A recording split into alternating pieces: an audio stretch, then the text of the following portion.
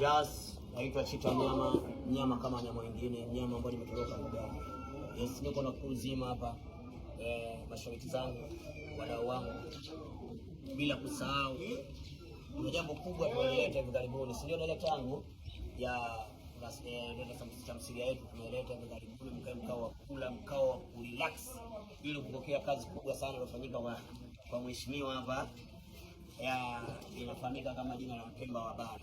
Kwa hiyo kitu kubwa tunachoomba kwenu ni kufuatilia kwenye mitandao yote ya kijamii, hatua hadi hatua. Wabongo wanasema dama kwa dama, ili kuweza kupata vitu vizuri, vitu vitamu.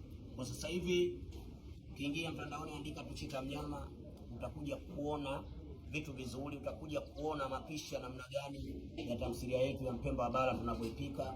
Alafu baada ya hapo mkao wa kula ili kuweza kuipokea tamthilia yetu ya Mpemba wa Bara. Tutawajuza ni lini tunaanza kwa episode yetu ya kwanza, ila sasa kikubwa anza kutufuatilia katika page zote mitandao ya kijamii kwa kutumia kuandika Chita Mnyama.